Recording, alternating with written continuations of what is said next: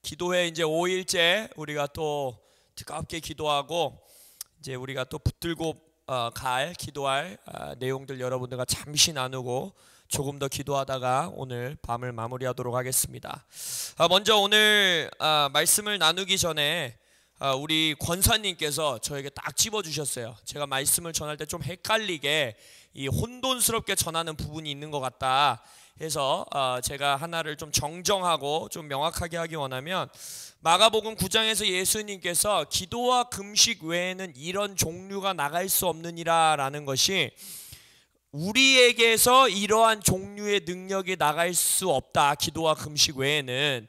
그게 결과적으로는 맞는 말이지만 그 성경 구절에서의 의미는 뭐냐면, 제자들이 왜 우리가 내쫓았는데 귀신이 안 나갑니까?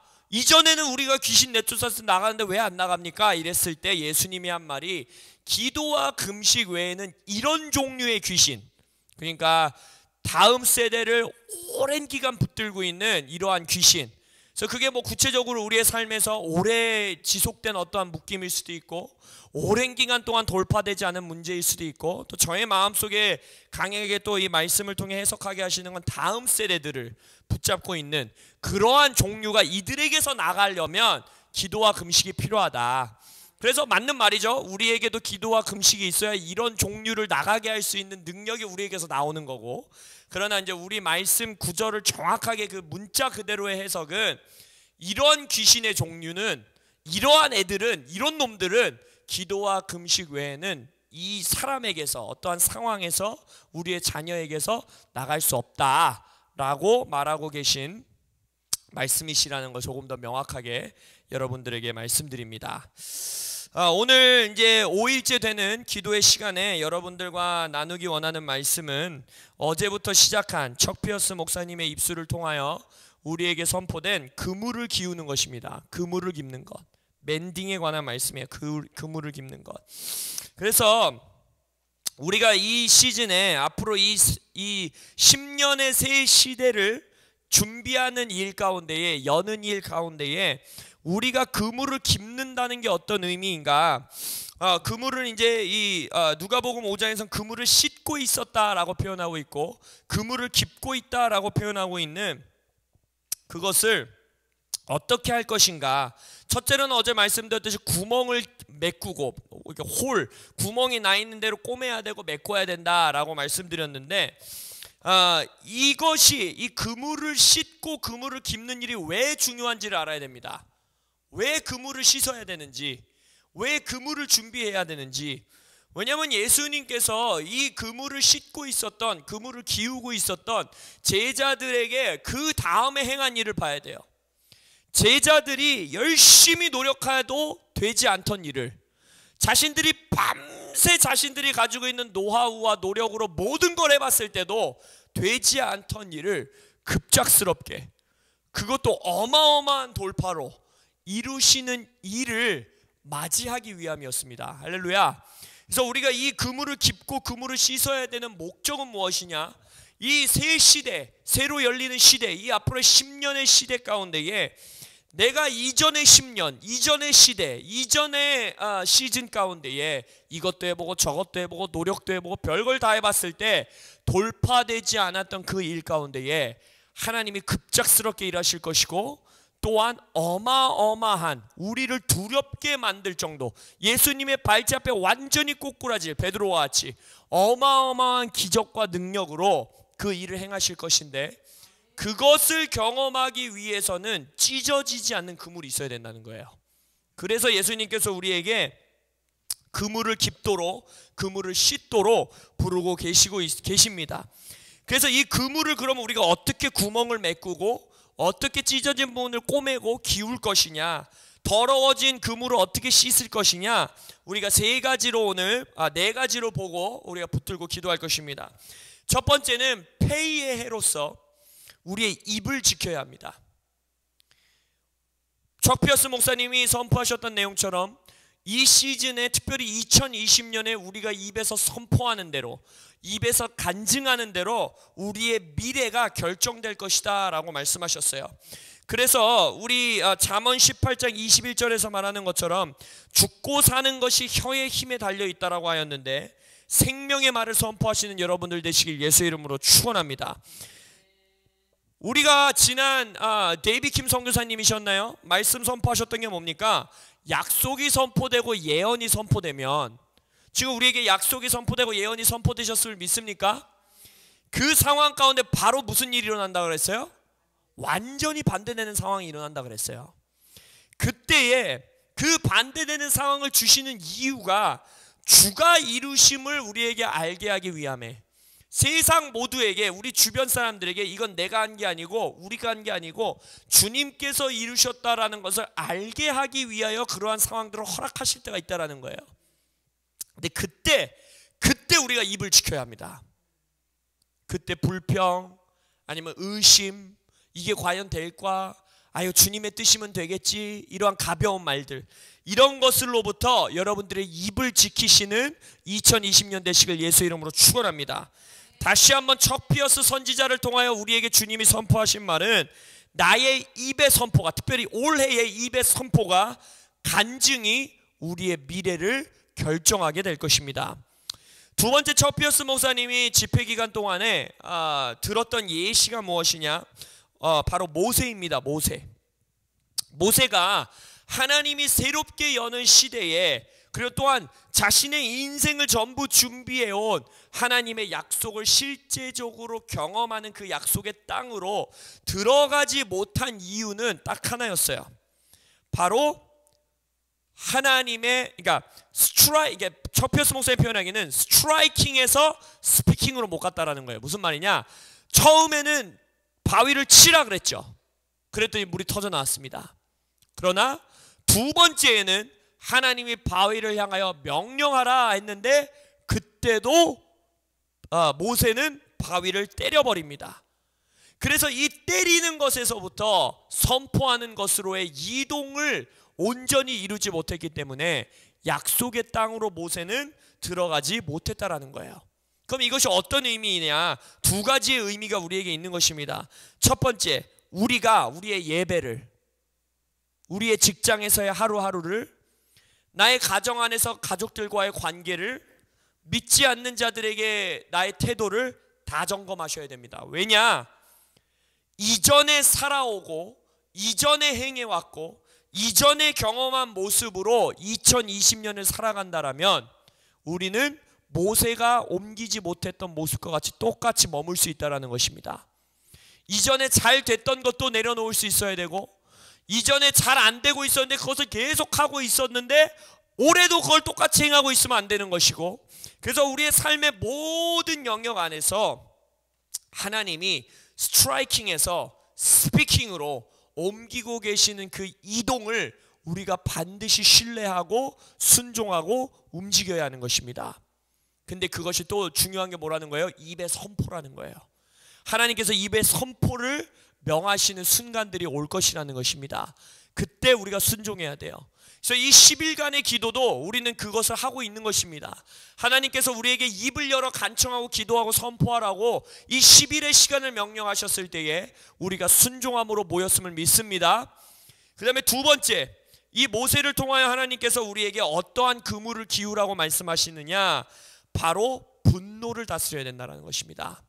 모세가 그때 바위를 향하여 명령하지 아니하고 때렸던 이유는 그 백성들이 여전히 불평하고 자신에게 대항하고 하나님을 믿지 않는 것에 대한 분노가 그의 마음 가운데 있었다는 것입니다.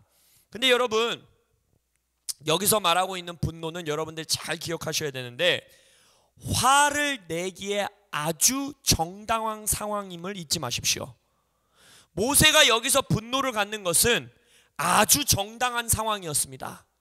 백성들이 지금 이렇게도 하나님이 계속해서 기적을 베푸시는데도 끝까지 하나님을 신뢰하지 아니하고 모세의 리더십에 대항하고 하나님을 불신앙하고, 그래서 여러분들의 이 2020년의 동안에 혹시나 여러분이 화내는 게 너무나 당연한 상황, 배신당하고 핍박당하고 정당하지 않은 내가 대우를 받게 되고 이러한 상황 가운데에 입을 지키고 나의 지금 약속의 성취가 이 일에 달려있다라는 것을 기억함으로써 그 상황에 하나님의 말씀을 선포하시는 여러분들 되시길 예수의 이름으로 축원합니다. 세 번째, 우리가 구멍을 메꾸고 기우는 것, 특별히 입을 통해 우리가 하는 것. 세 번째는 빌 존슨 목사님을 통하여 이번 HIN 집회 가운데 선포된 내용입니다. 바로 무엇이냐?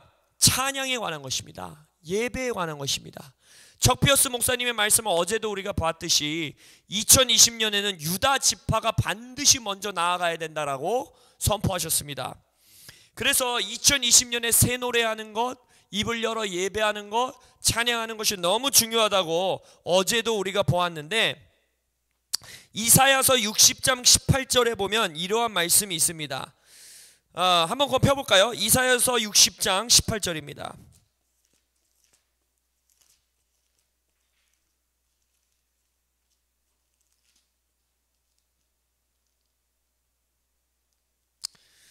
제가 읽겠습니다. 다시는 강포한 일이 내 땅에 들리지 않을 것이요 황폐와 파멸이 내 국경 안에 다시 없을 것이며 내가 내 성벽을 구원이라 내 성문을 찬송이라 부를 것이라. 아멘.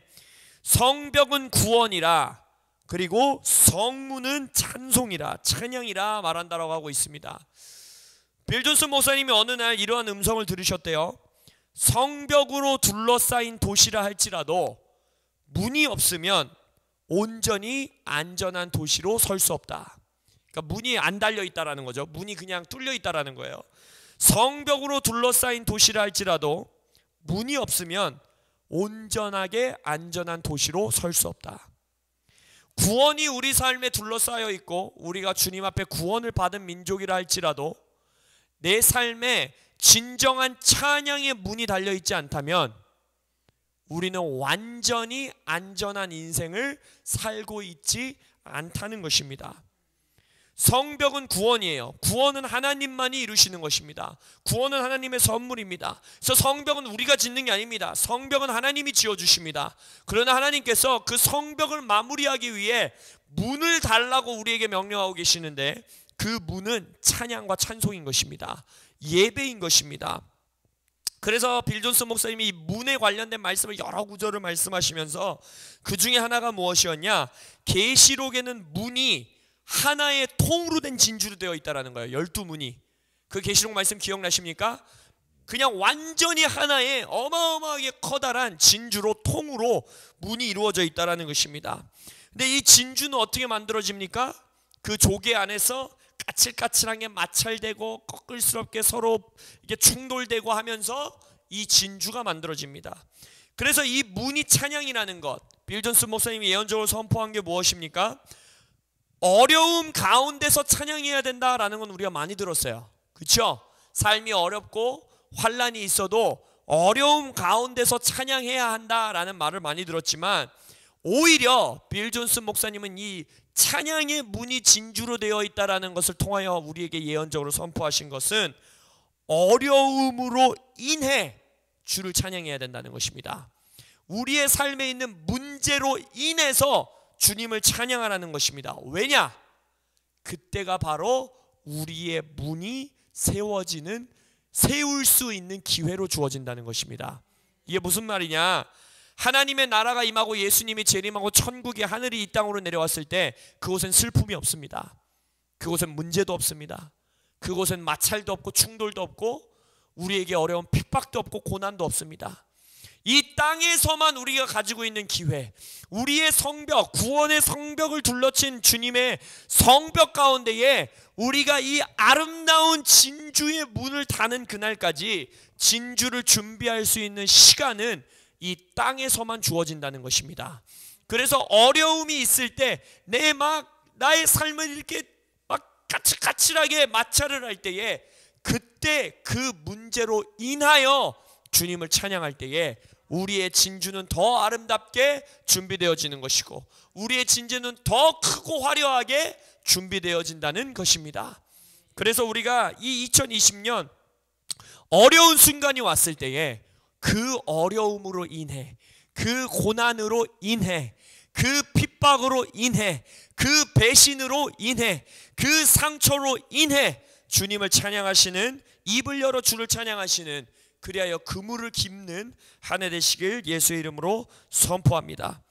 마지막 네 번째, 우리의 삶의 그물을 기우는 것에 아주 중요한 것은 최한 목사님의 입을 통하여 HM 기간 동안에 선포된 것, 바로 용서의 문제입니다. 우리의 삶에 용서가 없이는, 용서함이 없이는 우리의 삶에 전진해 나갈 수 없음을 최한 목사님께서 강력하게 그의 말씀 가운데 선포하셨다는 것입니다. 아까의 그 모세의 분노의 문제와 마찬가지로 이 용서의 문제도 정당하게, 당연하게 나에게 이 상처를 주고 내가 상처를 받아 마땅한 상황 속에서도 용서를 선택하는 것, 그리고 이 폐의 해에 입을 열어 그에게, 그 대상에게 용서를 선포하는 것, 그것을 통하여 우리는 우리의 그물을 씻고 메꾸고 기우는 일을 하게 될 것입니다. 할렐루야. 제자들에게 행하셨던 것처럼 예수님께서 급작스럽게 아무리 여러분들이 수년간 노력해왔어도 이룰 수 없었던 그 일들을 두려워 떨 정도로 어마어마하게 돌파하시는 한 해가 될 것이고, 이 새로운 시대가 될 것입니다. 근데 그것을 준비하기 위해 우리의 입을 지키시고, 그물을 깁는 것에 있어서 첫 번째, 입을 지킴으로써 생명의 말을 선포하시는 여러분들 되시길 예수의 이름으로 축원합니다. 약속이 선포된 거에 완전 반대된 상황이 나를 맞닥뜨릴 때에 우리가 오히려 그것으로 입을 지키고 생명의 말, 주님의 약속을 끊임없이 간증으로 선포하는 입이 되시기를 예수의 이름으로 축원합니다. 두 번째, 모세의 실수를 저지르지 않으시는 2020년이 될 것을 예수의 이름으로 선포합니다. 이전에 내가 해왔던, 당연하게 해왔던 것들을 넘어서 하나님의 말씀을 선포하고 나의 마음에 당연히 분노가 쌓일 수 있는 상황 가운데에 오히려 그 분노의 말이 아닌 생명의 말을 선포하시길 예수의 이름으로 축원합니다. 세 번째, 빌 존슨 목사님을 통하여 우리에게 말했던 것처럼 우리의 진주를 준비하는, 성문을 다는, 어려움으로 인해 주님을 찬양하는 2020년을 보내시기를 예수의 이름으로 축원합니다.